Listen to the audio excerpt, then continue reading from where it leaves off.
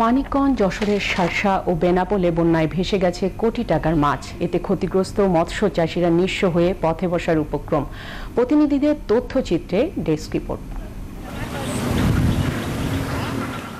অন্যান্য বছর নানা জাতের মাছ চাষ করে স্বাবলম্বী হয়ে উঠেছিল মানিকগঞ্জের চাষিরা, কিন্তু এবার বন্যায় ভেসে যাওয়ায় সব হারিয়েছেন তারা। জেলা মৎস্য অধিদপ্তরের তথ্য মতে ৬,৬০৩টি পুকুরের ৪৩,৮৭,৬০,০০০ টাকার মাছ ভেসে গেছে। এতে ক্ষতিগ্রস্ত হয়েছে ৪,৬৯৩ মৎস্য চাষি। 7টা পুকুর 4 লক্ষ টাকা লিজ নেওয়া, আর এই পুকুরটির মধ্যে আপনি আরো 4,30,০০০ টাকা মাছ ছাড়া ছিল। পানি এসে পুরো মাছটা পেয়েছে, মনে হচ্ছে ভাইসে নিয়ে গেছে সব। অন্ত আমরা চলবার পারতেছি না। 3 একর পুকুর আমার সম্পূর্ণ ভেসে গেছে। 2 লক্ষ টাকার আমি কোনো মাছ ছাড়ছিলাম, এখন আর দেখতেছে নদীর মতো দেখা যায়, আসলে সব পুকুর। গেল কদিনের ভারী বর্ষণে যশোরের বেনাপোল ও শার্শার প্রায় অর্ধশত গ্রাম প্লাবিত হয়। এতে ডুবে যায় কয়েকশো পুকুর।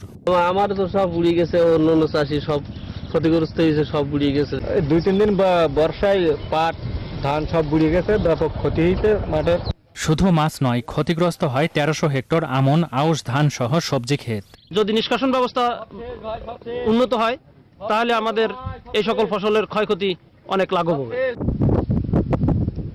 রেজওয়ান করিম, মোহনা, ন্যাশনাল ডেস্ক। এখনো বন্যার প্রভাব কাটেনি রাজধানীর মাছের বাজারে।